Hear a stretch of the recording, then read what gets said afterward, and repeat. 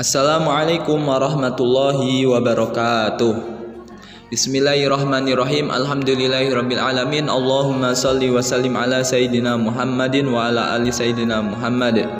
Kaifa halukum? Semoga kalian semuanya dalam keadaan sehat walafiat dan dalam lindungan Allah Subhanahu wa taala. Pertemuan kali ini kita akan membahas tentang review pelajaran selama satu semester ini, yang mana untuk mempersiapkan diri kita ke PAS ganjil, yaitu ada 5 bab dalam PAI kita ini. Yang pertama, iman kepada kitab-kitab Allah. Kedua, berani hidup jujur. Ketiga, pengurusan jenazah.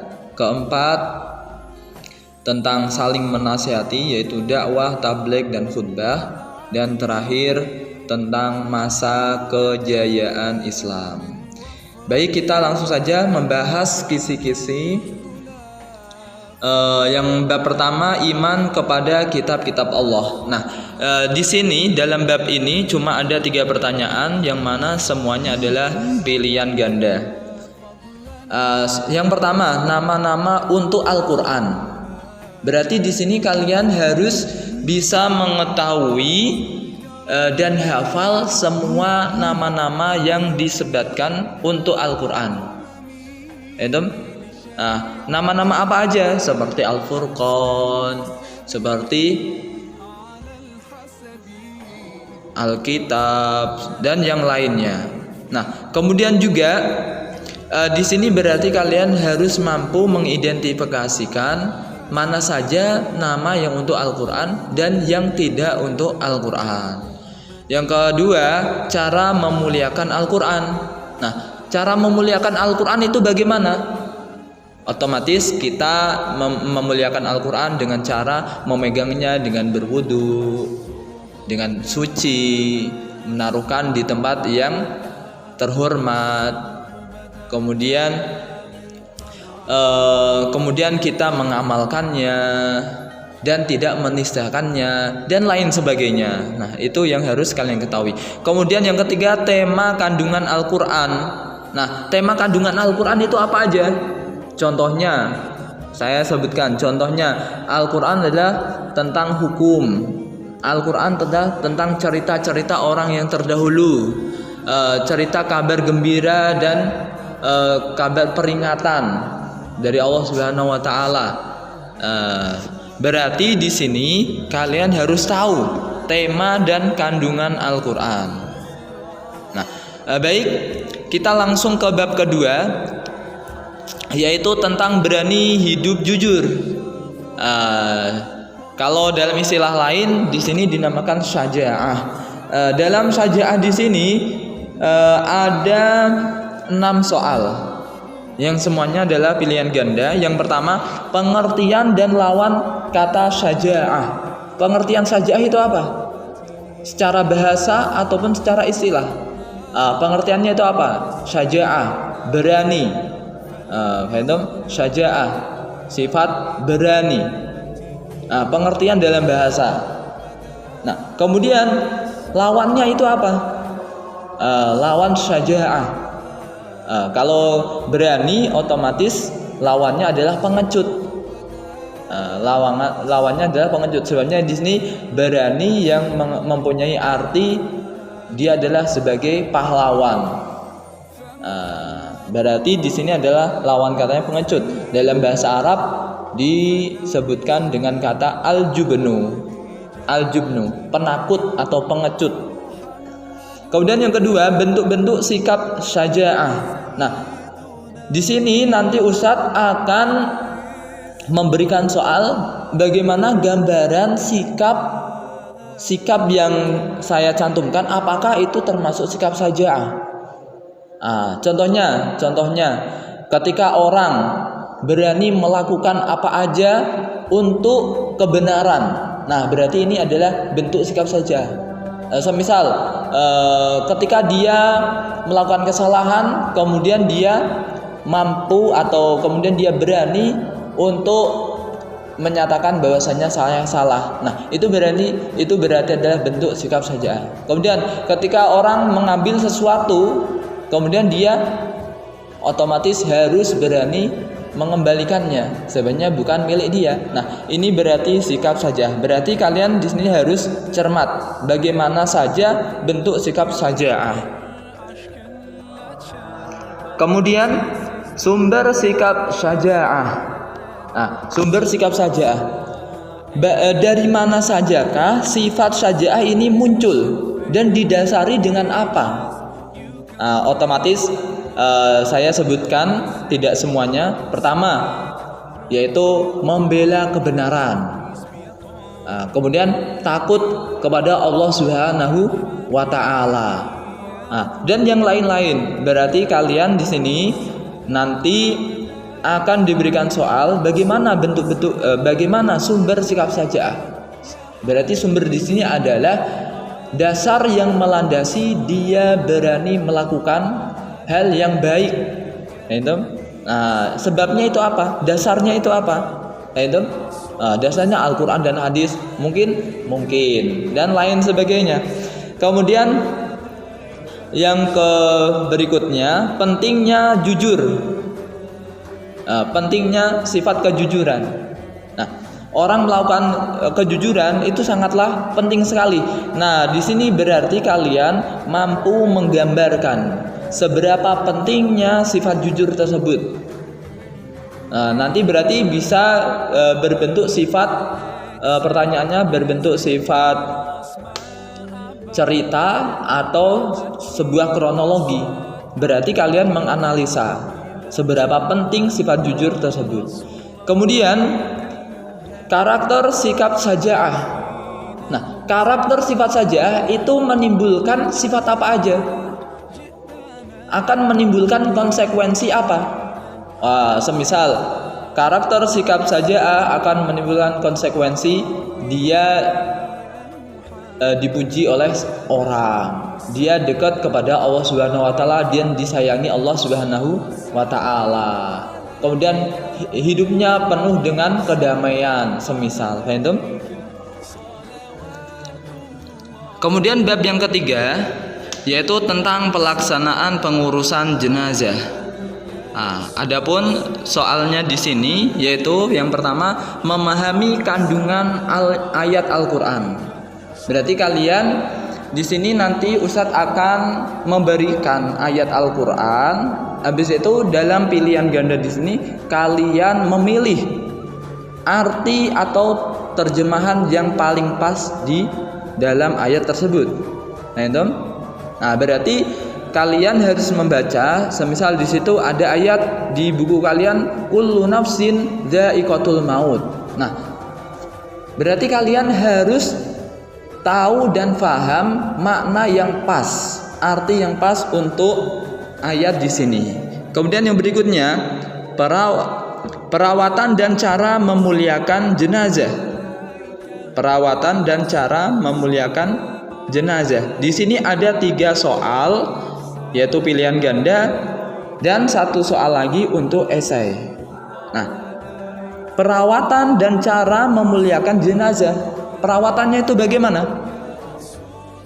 Berarti dari yang pertama, memandikan, mengkafani, kemudian menyolatkan, mengkuburkan. Berarti semua ini berarti kalian harus tahu bagaimana itu. Kemudian memuliakan mayat itu bagaimana?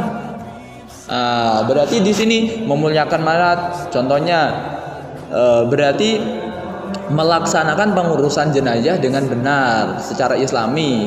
Berarti selain itu berarti menghinakan nantinya. Berarti ketika tidak sesuai dengan syariat berarti menghinakan. Contohnya membiarkan mayat dengan apa? Sehingga membusuk, membiarkan mayat semisal tidak dikuburkan malah dibuang begitu saja. Berarti ini menghinakan. Nah, seperti itu ya. Dan juga kalian harus tahu tentang perawatan mayat yang tadi ada 4 tadi. Kemudian yang berikutnya, orang yang paling berhak mengurus jenazah. Nah, di sini nanti soal ini akan membahas siapa saja orang yang paling berhak mengurus jenazah? Apakah pengurusnya, pengurus desa di situ yang sudah disiapkan, atau keluarganya? Nah, kita tahu bahwasanya orang yang paling berhak untuk mengurus jenazah yaitu pasangannya, itu yang paling diprioritaskan.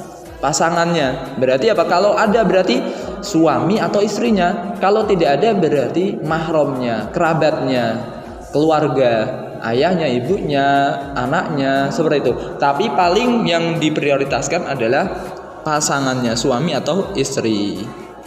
Kemudian kesunahan dalam mengurus jenazah. Kesunahan, sunah-sunah dalam mengurus jenazah. Semisal mandi, kesunahannya apa?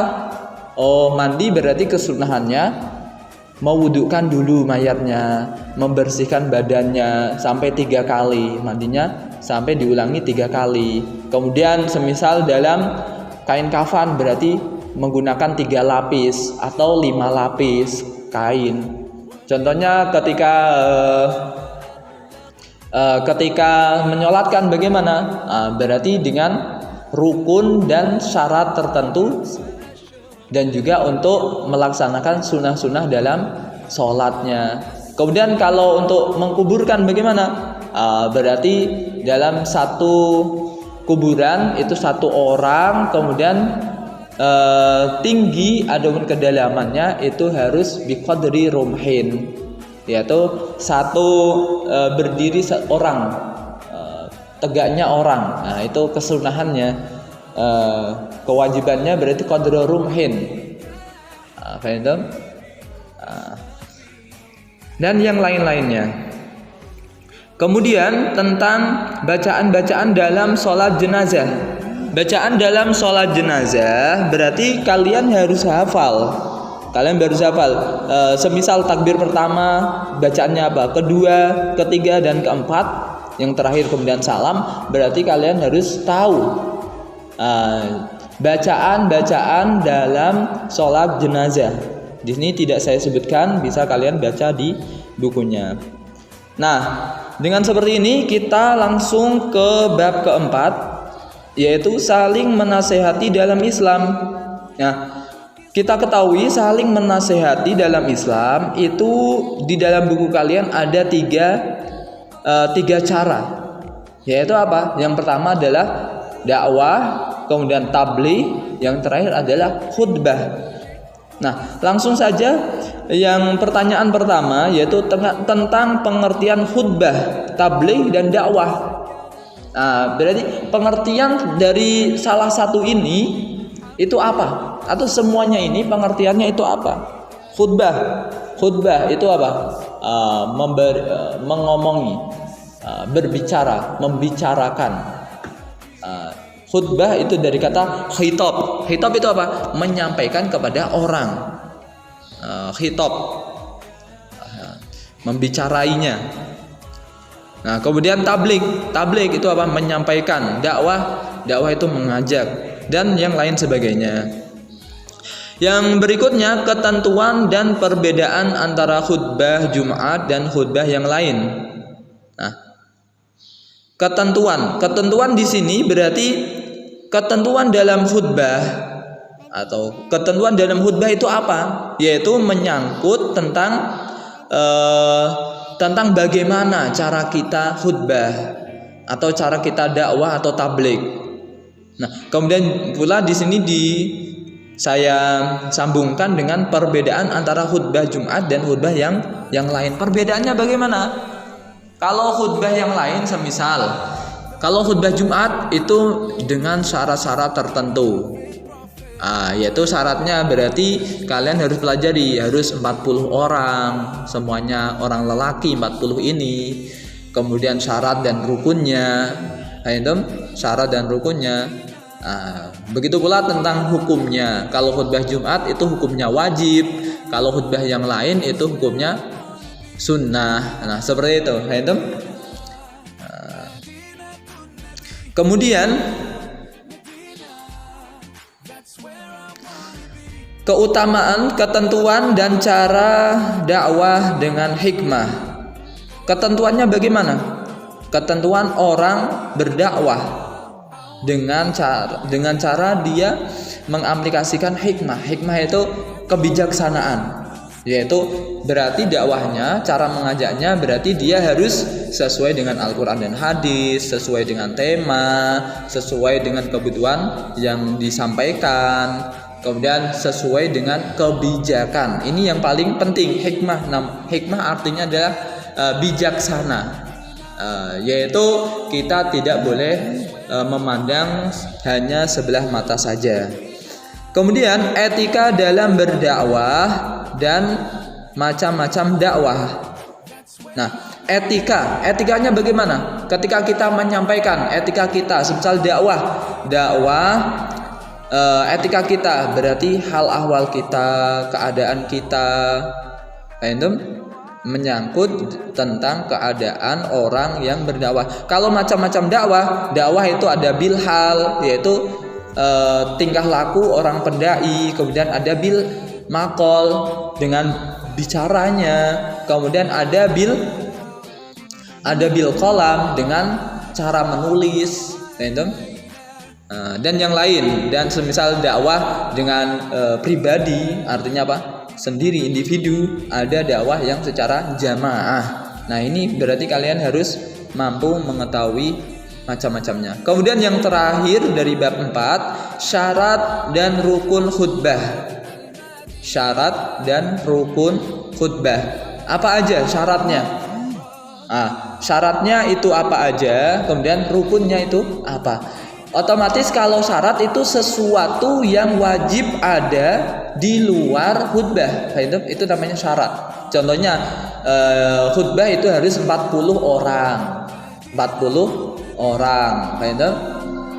Kemudian kalau rukun itu pasti ada di dalam khutbah. Contohnya membaca alhamdulillah, membaca sholawat, wasiat taqwa, membaca ayat Al-Quran, mendoakan orang muslim.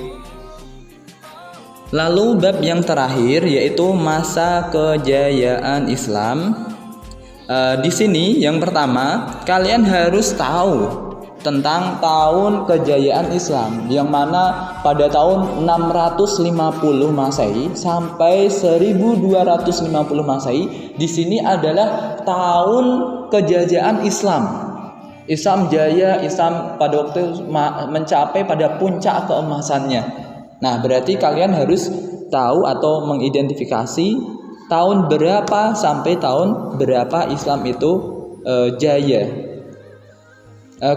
Kemudian kejayaan dinasti Umayyah.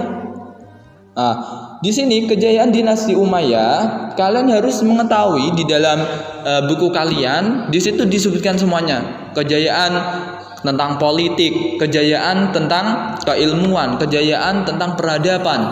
Yang mana di sini dinasti Umayyah bahkan peradabannya, bahkan kekuasaannya sampai ke negeri Eropa, yaitu Cordoba, ke negeri Cordoba, yaitu peninggalan dinasti Umayyah, yang mana saat ini dikenal dengan negara Spanyol, sampai ke sana. Nah, berarti di sini kalian harus tahu kejayaan dinasti Umayyah dan kejayaan apa yang diraih mereka. Kemudian tokoh-tokoh Islam. Nah, tokoh-tokoh Islam dipandang tokoh-tokoh Islam sepanjang sejarah kejayaan Islam, berarti kalian harus tahu. Contoh di sini. Ketika kejayaan Islam, dinasti Abbasiyah dalam keilmuan, semisal yang mahir dalam kebidangan dokter itu apa? Bidang dokter, kedokteran. Kemudian dalam bidang tafsir, dalam bidang hadis, dalam bidang astronot, dalam bidang semisal dalam bidang filsafat. Siapa mereka? Berarti kalian harus bisa dan mampu menyebutkan nama-nama mereka. Nah, kemudian yang selanjutnya, meraih kejayaan Islam. Nah, meraih kejayaan Islam. Kejayaan Islam itu diraih dengan apa? Sebabnya apa? Dan juga kalian juga harus mampu bagaimana langkah kalian mengembalikan kejayaan Islam. Itu. Nah, berarti kalian mengetahui sebabnya, mengetahui bagaimana kalian bisa meraih kejayaan Islam, langkah kalian itu bagaimana, dan zaman dulu kejayaan Islam itu diraih dengan apa. Yang terakhir, tentang nama pengarang kitab Al-Qanun fit Tib atau kitab Asy-Syifa. Di sini tidak saya sebutkan. Atau kitab Asy-Syifa. Itu siapa pengarangnya? Nah, kalian dimohon untuk membacanya. Ini pastinya dalam kedokteran. Kalau kedokteran kita sudah tahu semuanya, yaitu Ibnu Sina. Sekian dari saya. Wallahu a'lam bishawab.